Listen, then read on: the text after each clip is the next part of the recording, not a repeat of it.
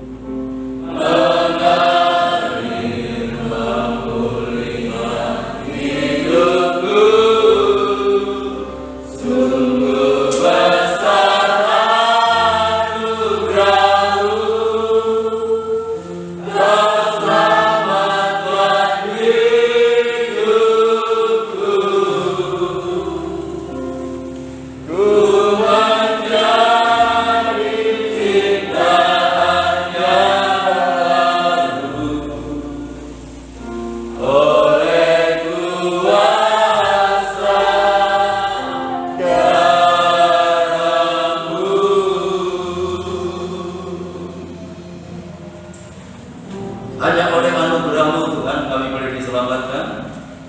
Lewat pengorbanan-Mu di atas kayu salib yang sudah Engkau kerjakan untuk menebus segala dosa kami, untuk menguduskan kami, menyucikan kehidupan kami, sehingga kehidupan kami boleh layak di hadapan Tuhan. Terima kasih Bapa Surgawi untuk kebaikan-Mu. Terima kasih untuk kasih-Mu yang sudah Engkau nyatakan di dalam kehidupan kami.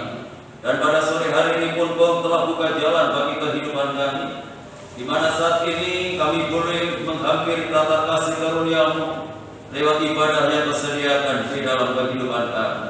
Kami sudah melakukan segala aktivitas kami sepanjang hari ini, dan Engkau menyertai kami, Engkau memberkati kami.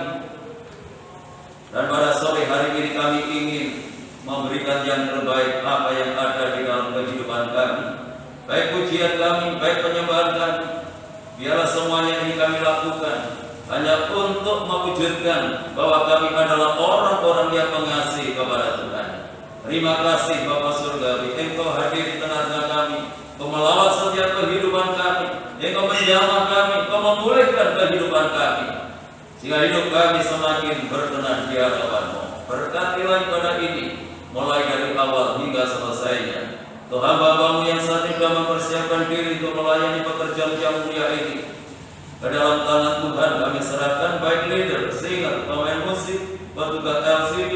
Kami serahkan pelayan-pelayan perjamuan kudus, maupun hamba-Mu yang akan menyampaikan kebenaran firman-Mu. Mari Tuhan Kau sucikan kami, Kau kuduskan kami, Engkau nyatakan kuasa pengurapan-Mu dalam pelayanan kami, sehingga pelayanan ini boleh berkenan di hadapan Tuhan dan boleh menjadi berkat bagi sidang jemaat Tuhan. Saudara-saudara kami yang lain yang mungkin saat ini masih dalam perjalanan untuk menuju ke tempat ini, Tuhan jaga lindungi sertai tuntun dan bimbinglah mereka segera tiba di tempat ini bersama kami untuk memuliakan Tuhan. Segala pekerjaan kuasa kegelapan yang ingin mencoba mengganggu jalannya ibadah kami, bahkan merebut berkat Tuhan yang Tuhan sediakan lewat ibadah ini, kami menyatukan hati bersama jemaat-Mu untuk memanggil nama-Mu, yaitu di dalam nama Tuhan Yesus Kristus. Kalau kuasa-kuasa yang bukan dari Allah dalam bentuk apapun, kami tolak baik patahkan kuasanya di dalam nama Yesus. Dan bila Roh-Mu yang kudus menguasai tempat ini, menguasai hati dan pikiran kami, sehingga berkat Tuhan lewat ibadah ini seutuhnya boleh menjadi bagian dalam kehidupan kami. Tuhan berkati tiap gereja-gereja-Mu yang saat ini sedang mengadakan ibadah yang sama seperti kami lakukan. Sebagaimana Tuhan memberkati kami, Tuhan memberkati mereka semuanya, akan nama Tuhan dipermuliakan. Hanya di dalam nama Tuhan Yesus Kristus Kepala Gereja, kami serahkan segala doa kami buka ibadah kami pada sore hari ini, dan yang siap untuk memuliakan Tuhan, mari bersama kita katakan amin.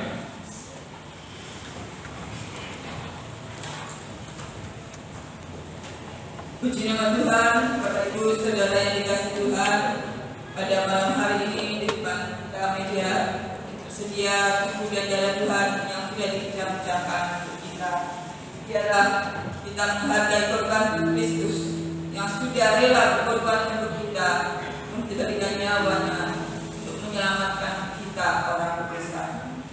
Puji nama Tuhan. Kita akan pujikan satu pujian, kasih tiada duanya.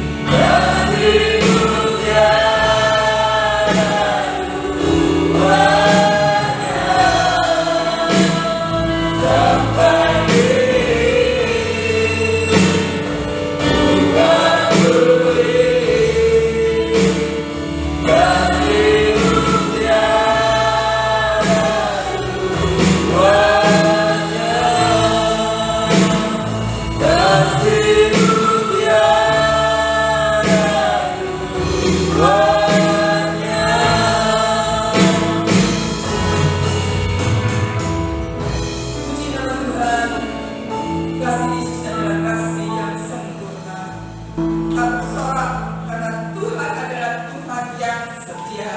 Dia selalu ada buat kita.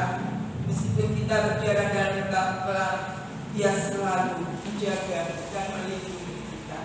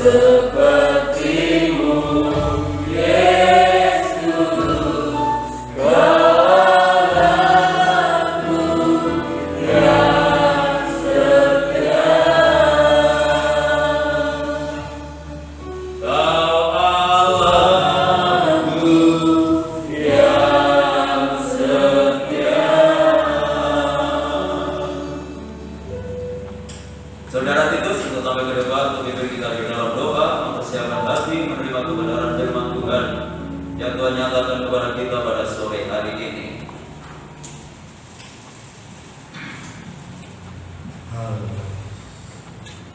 Kami bersyukur kepadamu Tuhan, kalau di kesempatan yang indah ini Tuhan, kami boleh memuji, mempermuliakan nama-Mu, menyembah-Mu Tuhan. Kesetiaan-Mu sungguh terbukti Tuhan atas kami Tuhan. Penyertaan-Mu sungguh sempurna dalam kehidupan kami. Tuhan, dalam puji-pujian yang sudah kami naikkan kepadamu, boleh menjadi persembahan yang harum dan sejati di hadapan-Mu Tuhan, layak dan berkenan di hadapan-Mu Tuhan.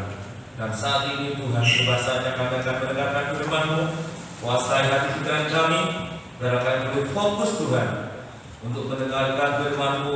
Oh Tuhan, biar kami boleh melakukan Tuhan kebenaran firman-Mu. Tuhan, kami serahkan Tuhan untuk hamba-Mu yang akan menyampaikan kebenaran firman-Mu. Oh urapi Tuhan, biar apa yang disampaikan hamba-Mu dalam sirapimu Tuhan, melalui hamba-Mu boleh menguatkan kami. Tuhan, hidup kami boleh semakin Tuhan berkenan di hadapan-Mu ya Bapa.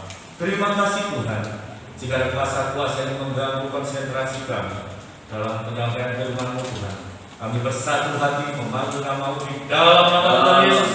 Kami percaya Tuhan, kuasa-Mu Tuhan boleh ada di mana ini menuju ruangan hati kami. Inilah seluruh doa kami ya Bapa. Kami akan di dalam nama Tuhan Yesus. Haleluya. Amin. Amin. Silakan duduk kembali. Bapak Ibu Saudara yang dikasihi oleh Tuhan, saya Shalom. Salam sejahtera di dalam kasih Tuhan kita Yesus Kristus. Hanya oleh karena anugerah dan kemurahan Tuhan, pada sore hari ini, untuk malam hari ini kita dipertemukan kembali lewat ibadah PA yang Tuhan sediakan di dalam kehidupan kita. Dan secara khusus pada malam ini ibadah kita dilengkapi dengan persekutuan dengan tubuh dan darah Tuhan. Terpujilah nama daripada Tuhan. Kita masih membahas 1 Petrus pasal 3 ayat 3 dan 4. 1 Petrus 3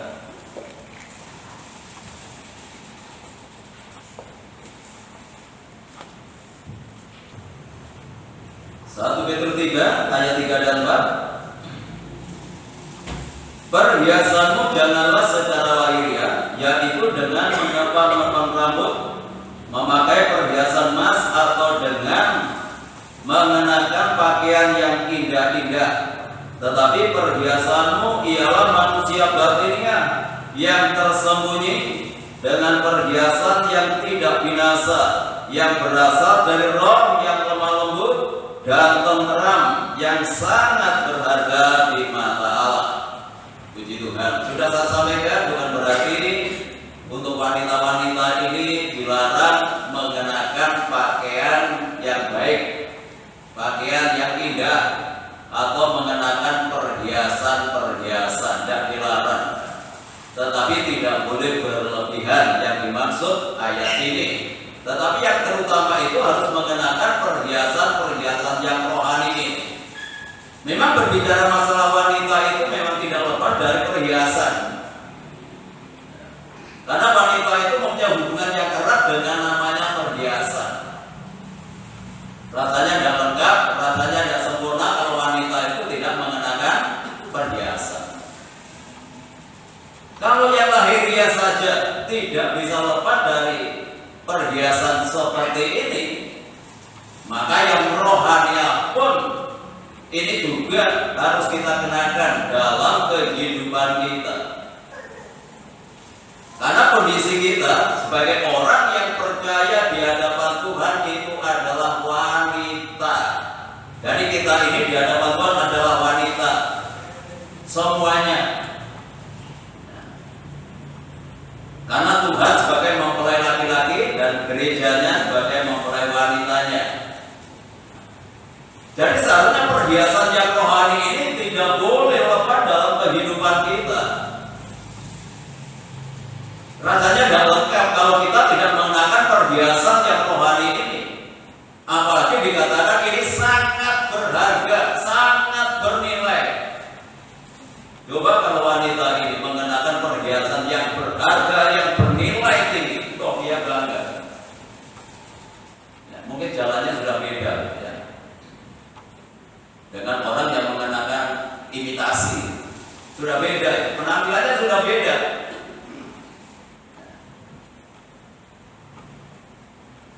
Demikian pula di dalam kehidupan kita, kekristenan kita ini tidak bisa lepas. Ini harus kita kenakan karena ini sangat berharga di mata Tuhan, sangat bernilai. Ketika kita mengatakan roh yang lemah lembut, ketika kita mengenakan kelembutan ini dalam hidup kita, itu sangat berharga. Kemarin sudah saya jelaskan yang pertama, yaitu tentang lemah lembut ini kehidupan Rasul Paulus. Bagaimana sikap yang lemah lembut? Ketika difitnah mereka tetap ramah, karena lemah lembut itu berhubungan dengan keramahan hidup.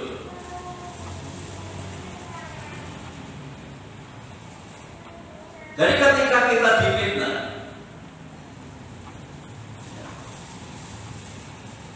kita harus tetap menjawab dengan ramah.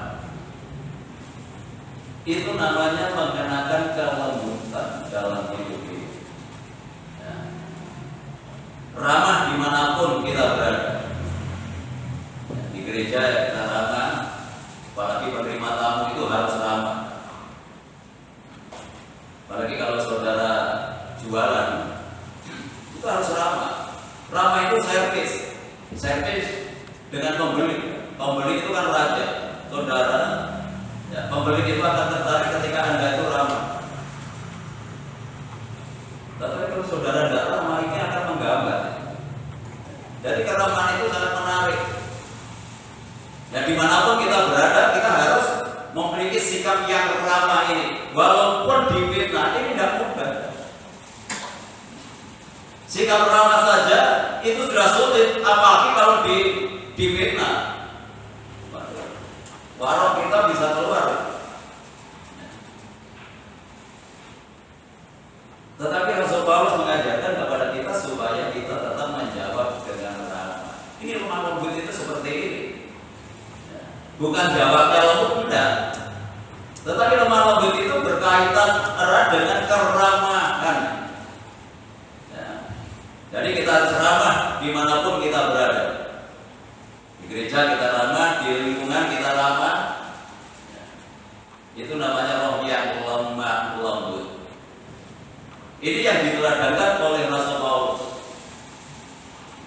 Dalam perjanjian lama, orang yang paling lemah lembut itu adalah Musa. Dan ini akan semakin memperlengkapi kehidupan kita. Apa yang diteladankan oleh Paulus, keramahan itu berbicara, kelembutan itu berbicara masalah keramahan. Ketika dibina dia tetap ramah. Tetapi beda dengan kelembutan yang ditampilkan oleh Musa. Musa itu dikatakan di dalam Bilangan pasal 12. Langsung ke dalam Musa. Bilangan 12 ayat yang 3.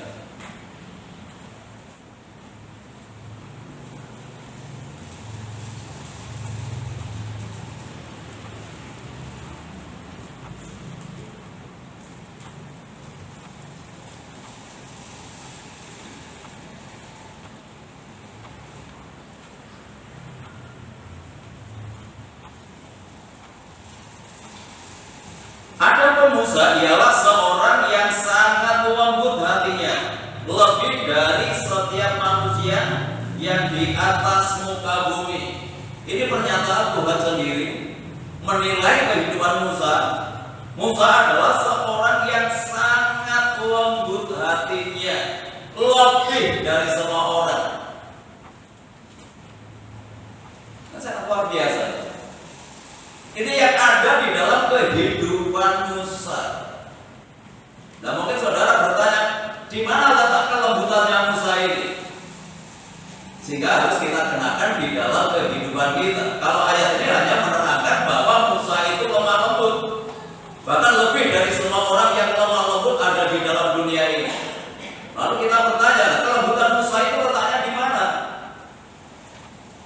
Sehingga membuat Tuhan itu sampai tertarik di dalam kehidupan Musa ini. Dan hanya Musa yang diizinkan untuk bisa melihat Tuhan, bisa berbicara kepada Tuhan muka dengan muka. Tidak seperti yang lain.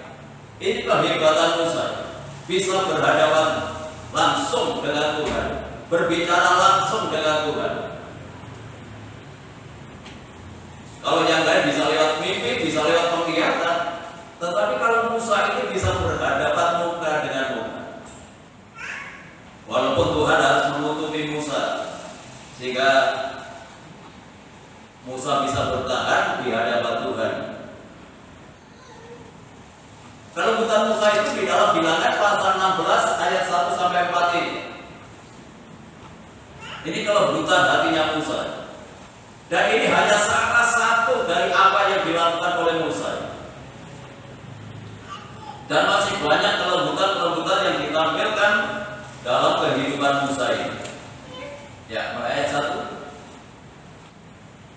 Korah bin Yisan bin Kehat bin Lewi beserta Datan dan Abiram anak-anak Eliab dan On bin Pelet, ketiganya orang Ruben, mengajak orang-orang untuk memberontak melawan Musa beserta 250 orang Israel.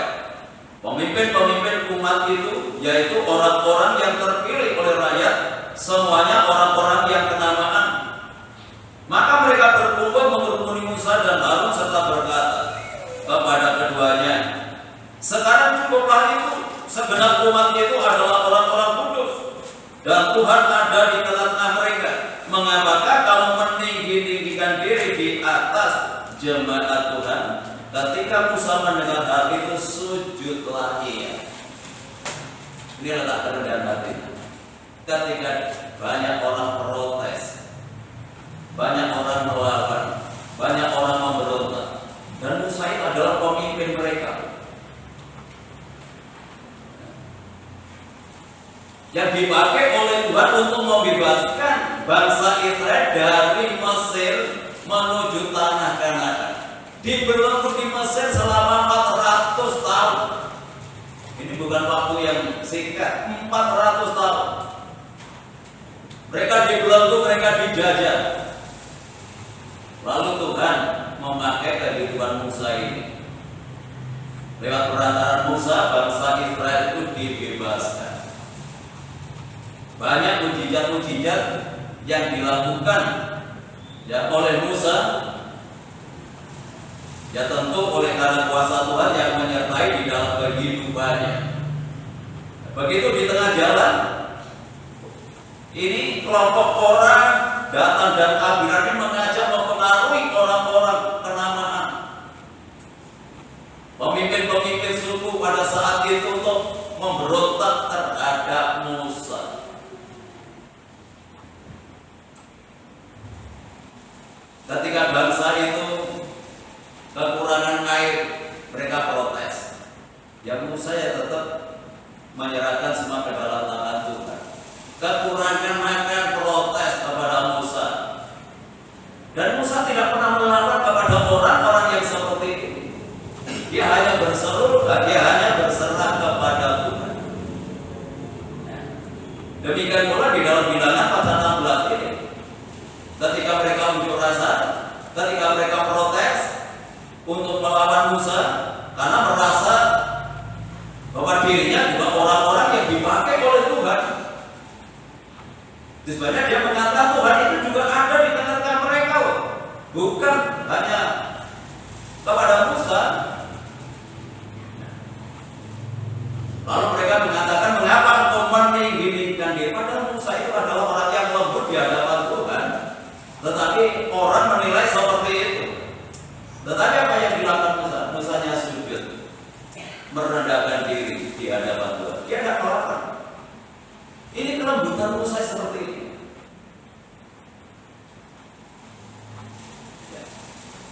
Ya ketika orang itu protes, ketika orang mengata-ngatai yang menyakitkan, dia tetap serahkan kepada Tuhan dan diladeni.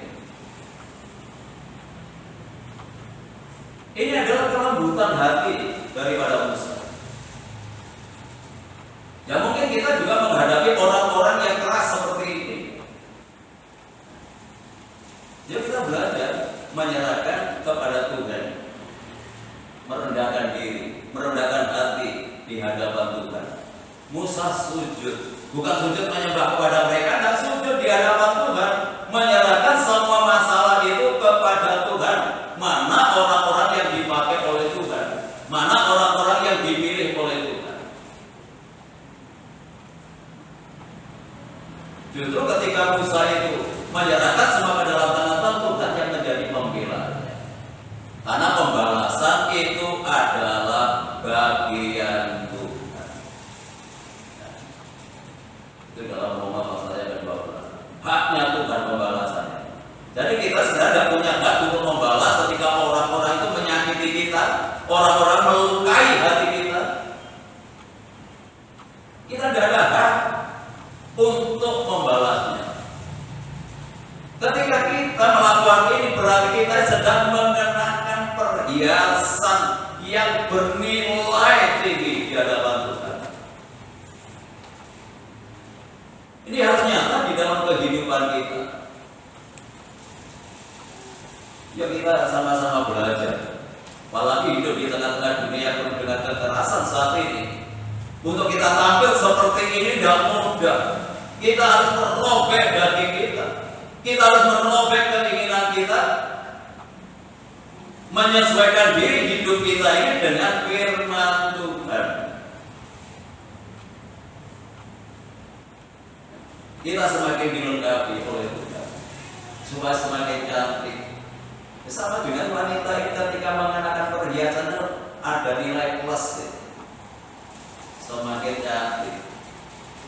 Sama dengan kita di hadapan Tuhan ketika kita mengenakan perhiasan ini.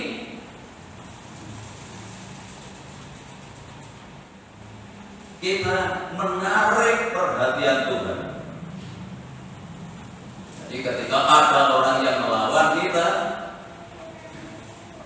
ada orang yang berbuat keras dengan kita, yuk kita belajar menyerahkan semua ke dalam tangan Tuhan. Kita pasti bisa. Kenapa bisa? Karena Roh Kudus yang membantu, Roh Kudus yang menolong, Roh Kudus yang dianugerahkan dalam kehidupan kita ini, yang akan memberikan kemampuan kita, yang akan menuntun kita kepada seluruh kebenaran.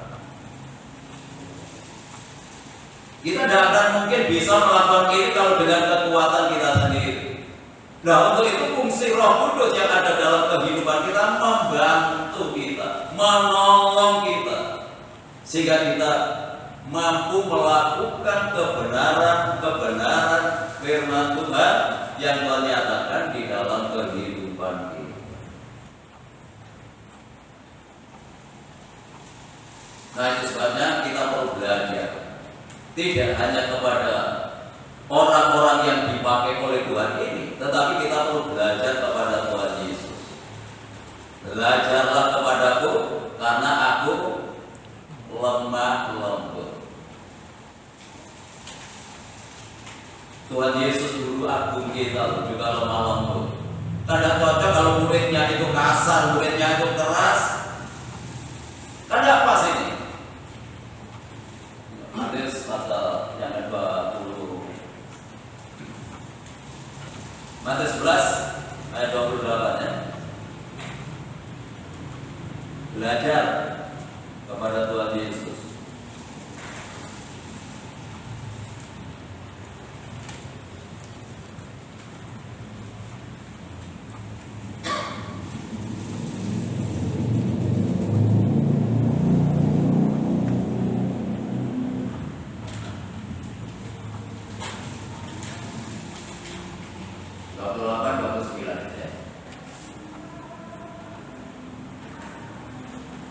Marilah kepadaku semua yang letih lesu dan berbeban berat, aku akan memberi kelegaan kepadamu. Pikulah kuk yang kupasang dan belajarlah padaku, karena aku lemah lembut dan rendah hati, dan jiwamu akan mendapat ketenangan. Ini guru agung kita. Dia pribadi yang lemah lembut. Dan Tuhan mengatakan, marilah kepadaku, belajarlah kepadaku. Sudah berapa tahun kita belajar? mengenal Tuhan? Sudahkah pelajaran lemah lembut itu nyata dalam kehidupan kita?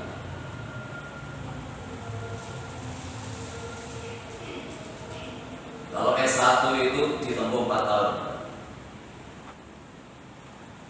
Nah, kita sudah puluhan tahun, kita ini sudah sarjana, doktor atau sarjana, sarjana S1 kan sarjana. Padahal kita ini sudah titel kita itu lebih dari dokter, sudah puluhan tahun kita belajar kepada Tuhan Yesus.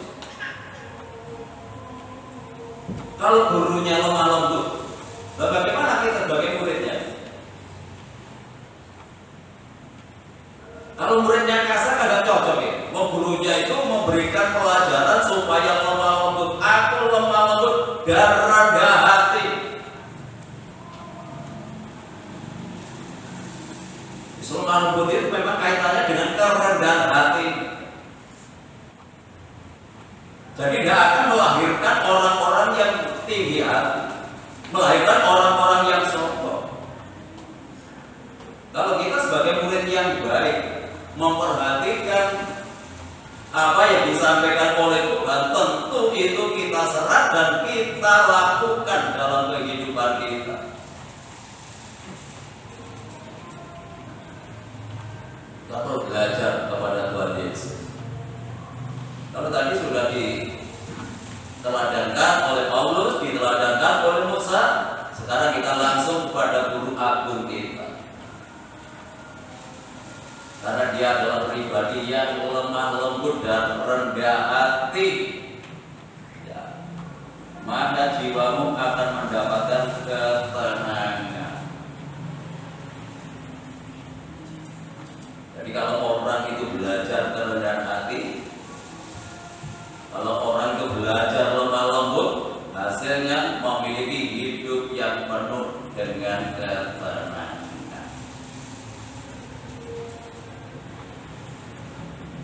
Dan letak kelembutan Tuhan itu di mana?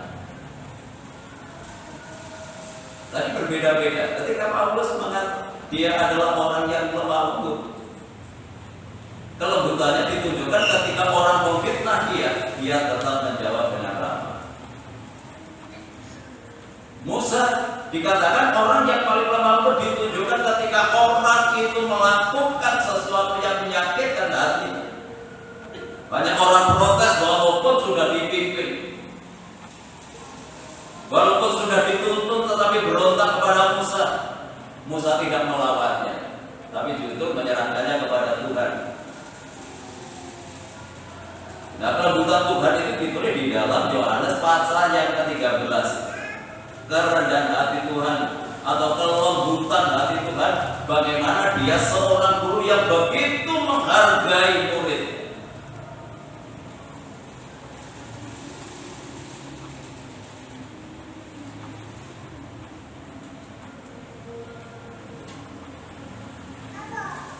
Yohanes 13 ayat 12 sampai 14.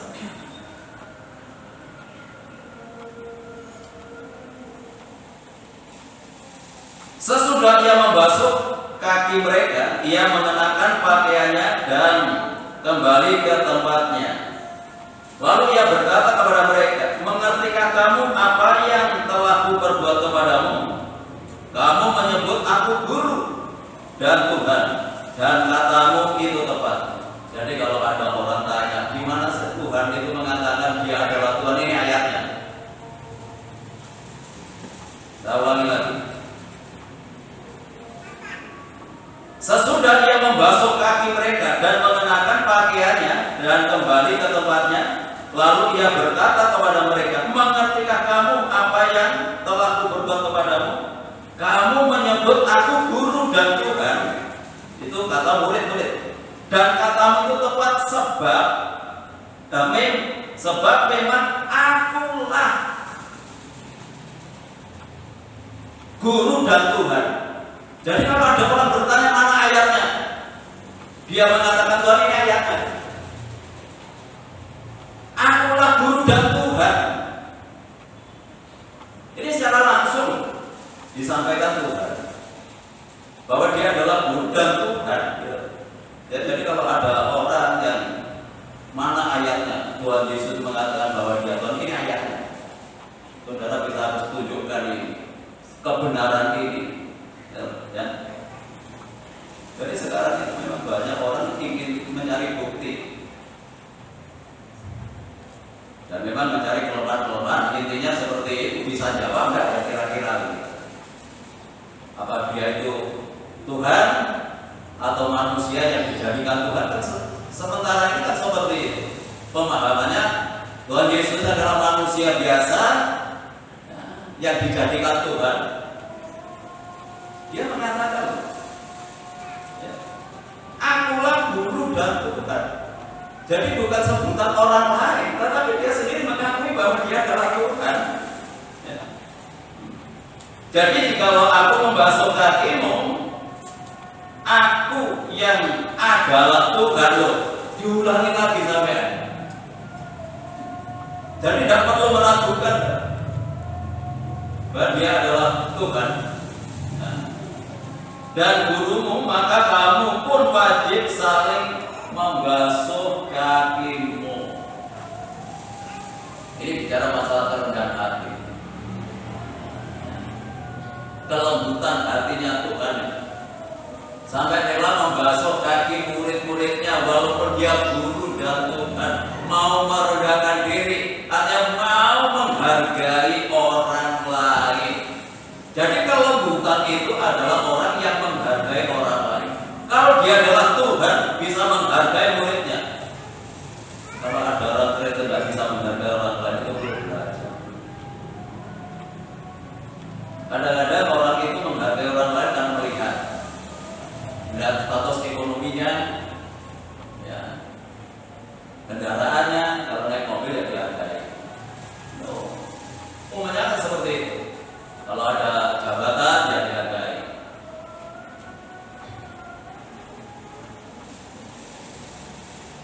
Kalau buta tidak seperti itu. Tuhan Yesus menjadi teladan langsung. Aku adalah Tuhan dan gurumu, membasuh kaki murid-muridnya. Maka kamu pun wajib saling membasuh kaki. Ada saling menghargai, saling menghormati, tanpa melihat latar belakang, status pendidikan, status ekonomi. Kita harus menghargai orang lain. Dan sebabnya di dalam Filipi itu dikatakan, dia telah mengosongkan diri, walaupun dia Allah tidak menganggap kesetaraannya dengan Allah.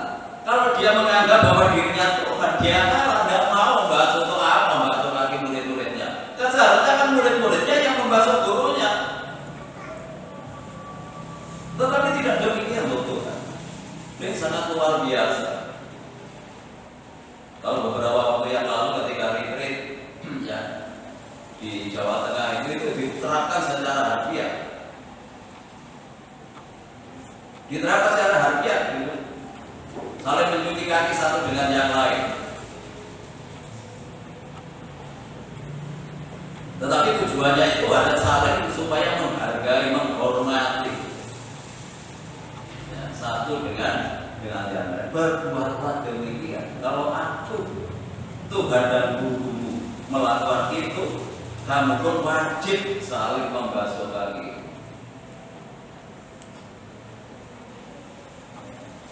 Jadi sebenarnya tidak ada sesuatu yang kita banggakan di dalam hidup kita ini sehingga tidak bisa menghargai orang lain, tidak bisa menghormati orang lain. Jadi kelembutan itu di teladan Tuhan di sini yaitu menghargai, bisa menghormati orang lain, apapun statusnya. Ya.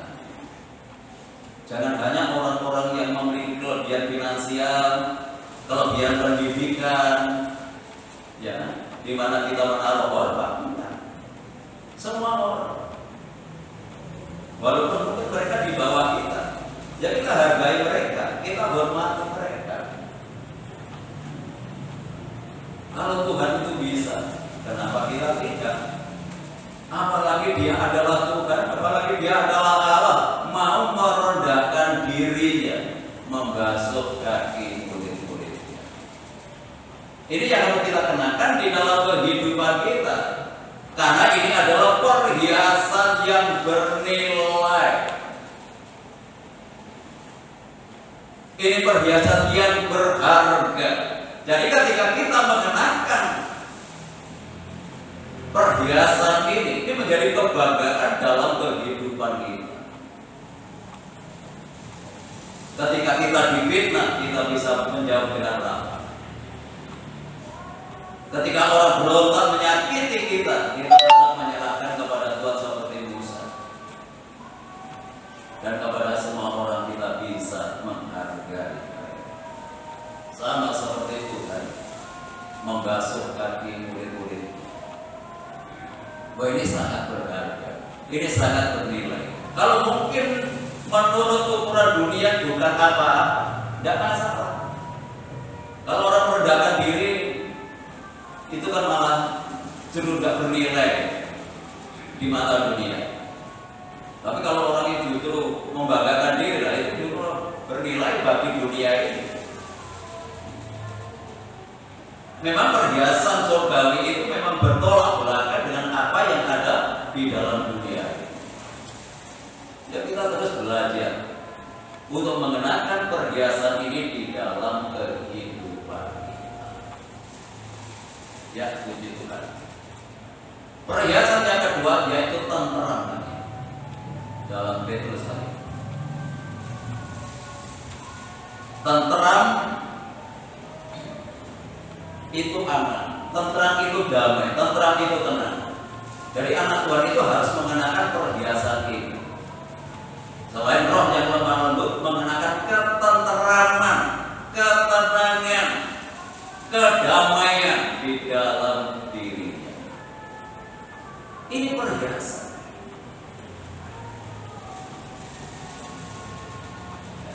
Ini perhiasan yang mahal, yang bernilai di hadapan Tuhan. Hidup tentram, hidup tenang. Bagaimana orang yang bisa hidup tenang? Bagaimana orang yang bisa hidup tentram? Bagaimana orang yang bisa hidup damai? Ketika orang itu hidup dalam kebenaran.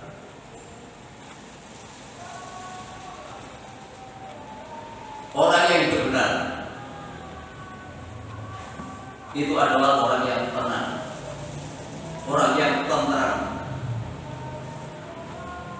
Di dalam Yesaya pasal 30.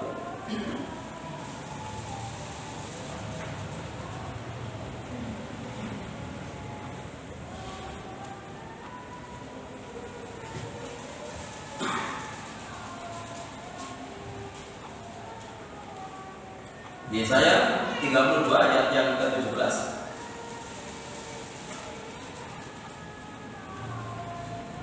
Di mana ada kebenaran, di situ akan tumbuh damai sejahtera. Dan akibat kebenaran ialah ketenangan dan ketenteraman untuk selama-lamanya. Di mana ada kebenaran. Jadi hidup benar itu akan membuahkan damai sejahtera, membuahkan ketenangan, membuahkan ketenteraman. Jadi perhiasan yang harus kita kenakan selain kita memiliki hati yang lemah lembut tadi, kalau kita hidup dalam kebenaran.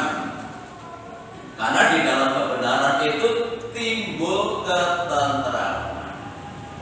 Coba kalau rumah tangga hidup dalam benar, pasti ada. Dalam. Gak mungkin orang yang hidup tidak benar, keluarganya itu tenang. Pasti tidak tenang kalau ada salah satu yang tidak benar. Mungkin suami yang tidak benar, berarti tidak tenang. Kalau mungkin istrinya hidup tidak benar, ya tidak tenang. Keluarga, anak yang tidak hidup dalam kebenaran. Nah kita sebagai orang tua ketika anak kita melakukan yang nggak benar, kita nggak tenang, nggak tenang hati kita.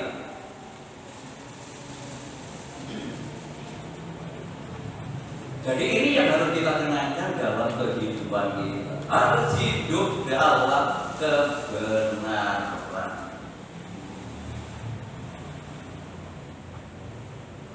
Karena kita adalah orang-orang yang sudah ditebus oleh Tuhan. Kita harus mempunyai kepekaan rohani ini. Tidak mungkin kalau orang itu memiliki kepekaan rohani ketika melakukan sesuatu yang tidak benar tetap. Tidak mungkin. Ketika Anda tidak melakukan kebenaran, pasti tidak tenang. Pasti tidak tenang hati. Ya, kalau mungkin saudara baru ngata-ngatai orang, sesaat itu saudara merasa tidak bersalah. Mungkin saat itu, nanti setelah beberapa waktu, ketika mungkin Anda mau tidur, itu pernah akan mengingatkan bahwa itu sebenarnya tidak benar.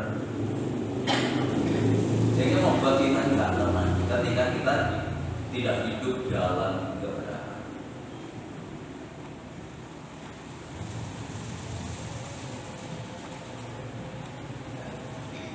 Mungkin tidak benar juga dalam keuangan. Saudara pasti tidak tenang kalau tidak transparan. Jadi kalau saya memberikan pengarahan kepada calon pengantin, harus transparan. Tanamkan mana keuangan ini sangat rentan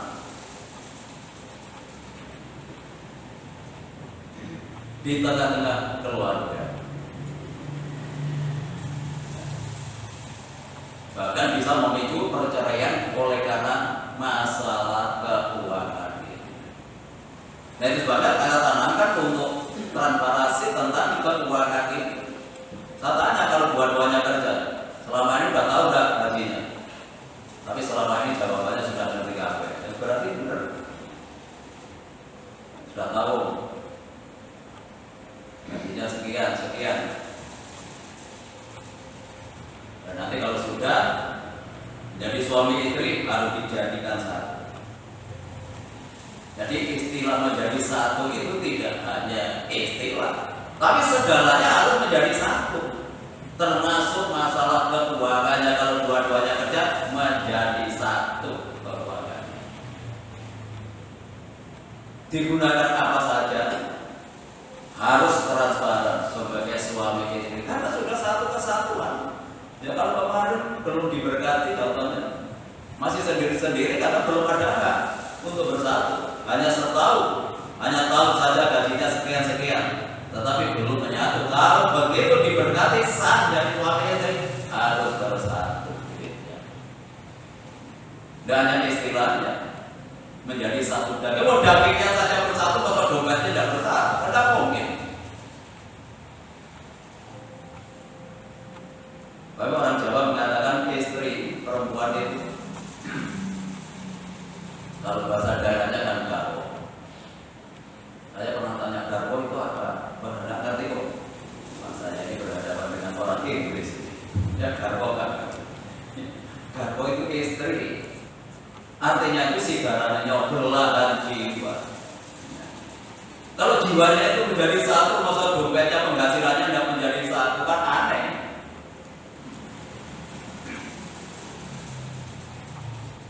Jadi masalah keuangan itu juga harus kita dalam kebenaran. Dalam segala hal kita harus belajar hidup benar karena kita sedang mengenakan perhiasan. Dan sumber kebenaran itu adalah firman Tuhan. Yesaya 32 48 tadi 32 48.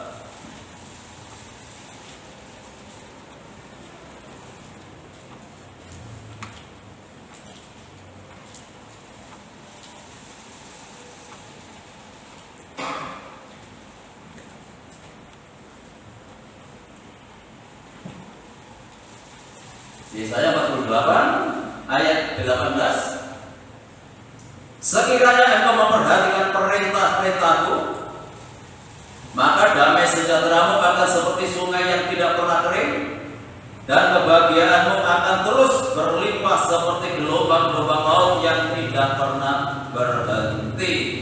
Sekiranya engkau memperhatikan perintah-perintahku, memperhatikan firman-Ku, lalu diwujudkan dalam Yesaya pasal 32 tadi, hidup dalam kebenaran, lalu menghasilkan atau membuahkan damai sejahtera, menghasilkan kebahagiaan yang terus-menerus digambarkan seperti gelombang laut yang tidak pernah berhenti. Ini sangat luar biasa jadi Tuhan. Dan sebabnya jangan hanya kita mengerti, kita harus imani, kita yakini kebenaran itu, lalu kita lakukan dalam kehidupan kita. Karena firman Tuhan itu mengandung janji, dan janji Tuhan itu adalah dia dan amin adanya. Jadi ini perhiasan yang harus kita kenakan dalam kehidupan kita, menjadi mempelai wanitanya Tuhan yang layak nantinya untuk menyambut kedatangan.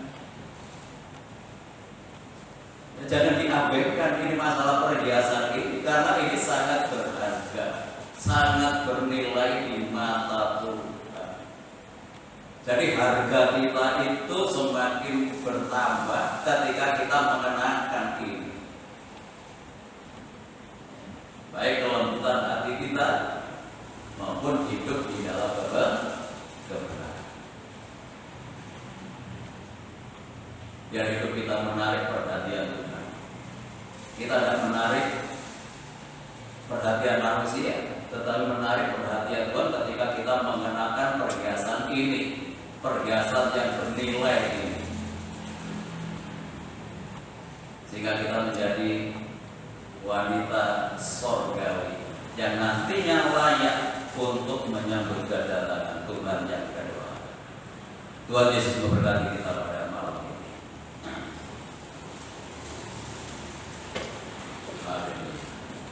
Mari kita siapkan hati kita untuk bersekutu dengan tubuh dan darahnya. Kita berikan satu pujian di halaman.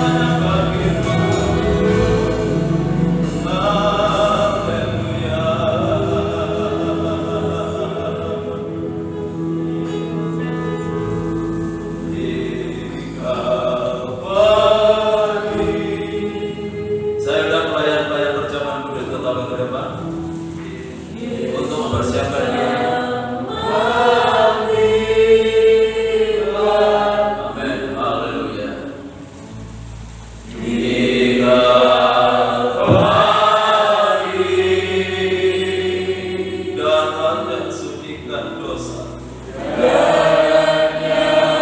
Sucikan dosaku. Hingga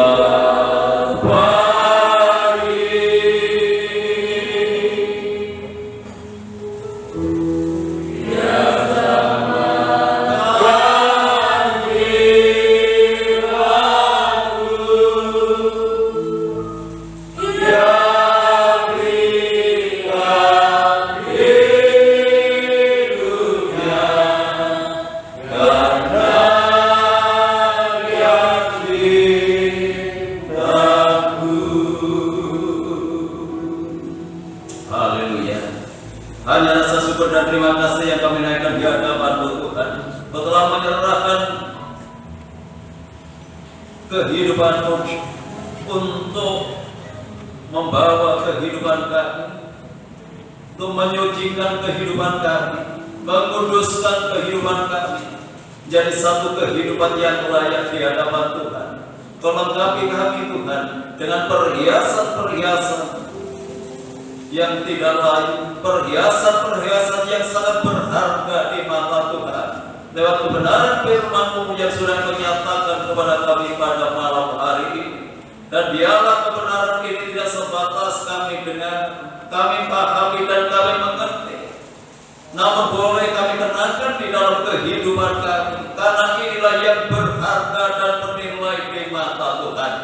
Terima kasih Tuhan, terima kasih. Ampuni segala dosa, kesalahan, kekurangan, kelemahan kami. Kalau selama ini kami belum mampu melakukan kebenaran ini, biarlah Roh Kudus akan terus menuntun kami, membimbing kami, mengarahkan kami, sehingga perhiasan rohani ini sungguh-sungguh bernyata di dalam kehidupan kami, dan kami boleh layak menjadi mempelai wanita Tuhan.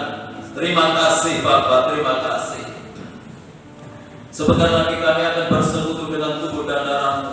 Untuk itu kami menyerahkan hamba-hamba-Mu yang saat ini sudah mempersiapkan diri untuk melayani pekerjaan-Mu yang mulia ini. Tuhan yang kuduskan kehidupannya, Tuhan nyatakan kuasa pengurapan-Mu, hingga pelayanannya boleh berkenan di hadapan Tuhan dan boleh menjadi berkat bagi sidang jemaat Tuhan. Roti dan anggur yang sudah tersedia di atas meja ini, Tuhan turunkan berkat-Mu di dalamnya. Jika kami tidak melihat roti dan anggur secara jasmani, ini adalah pecah-pecahan tubuh-Mu, ini adalah curahan darah-Mu yang dikerjakan di atas Kalvari untuk keselamatan kehidupan kami. Hanya di dalam nama Tuhan Yesus kami berdoa dan ucap syukur. Haleluya. Amin. Silakan duduk kembali. Mari kita siapkan tubuh dan darah Tuhan. Silakan buka dulu cawannya, mungkin perlu dipersiapkan dulu.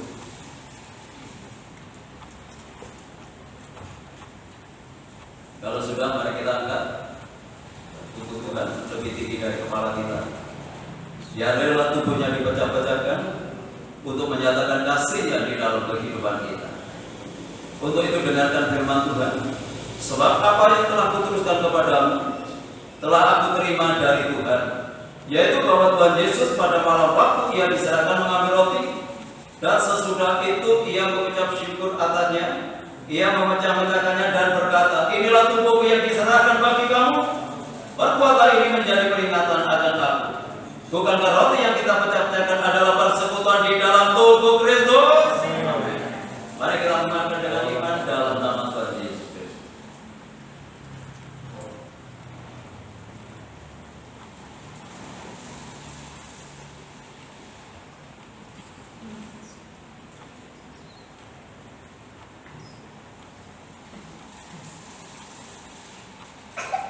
Mari kita angkat jawab Tuhan lebih tinggi dari kepala kita.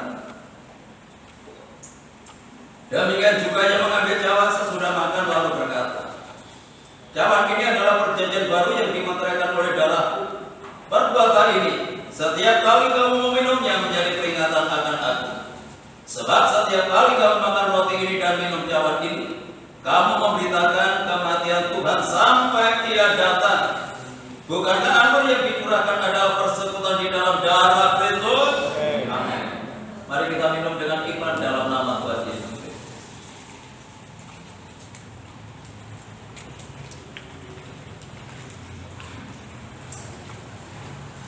Mari kita angkat kedua belah tangan kita mengucap syukur kepada Tuhan untuk segala kasih-Nya,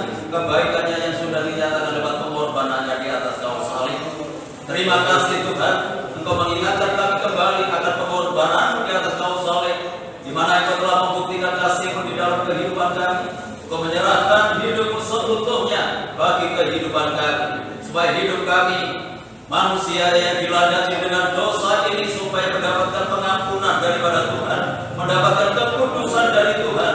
Itu dengan melengkapi kami dengan perhiasan-perhiasan yang rohani yang bernilai di hadapan Tuhan. Terima kasih Bapa, terima kasih sehingga hidup kami semakin layak, semakin berkenan dan semakin menyenangkan hatinya Tuhan. Terima kasih Tuhan, dalam nama Tuhan Yesus kami berdoa dan ucap syukur. Haleluya. Amin. Silakan duduk kembali. Waktu selanjutnya kami serahkan Bapak Krisno yang akan menyampaikan warta gereja. Ya, terima kasih Pak Kris. Tidak ada pemohon yang lain, saya tidak semua berdiri. Mari kita akhiri ibadah kita malam hari ini dengan satu pujian, mulialah namamu Tuhan.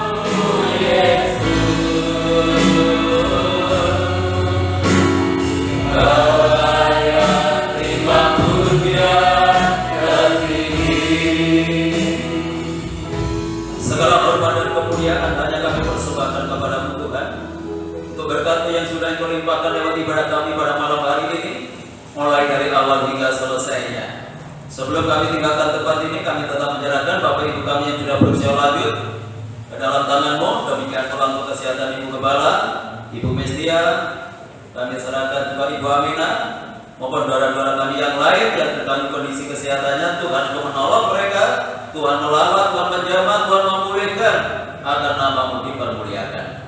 Terima kasih Tuhan, kami menyerahkan rencana perbaikan konstruksi gereja ini ke dalam tangan-Mu. Biarlah Tuhan menyediakan tukang-tukang yang mampu untuk menangani kasus ini, sehingga perbaikan ini segera dapat ditangani. Terima kasih Bapak, kami menyerahkan untuk hamba-Hamba-Mu yang sudah melayani pekerjaan-Mu malam hari ini. Tuhan memberkati mereka semuanya, bahkan semakin memperindah pelayanannya di hari-hari yang akan datang.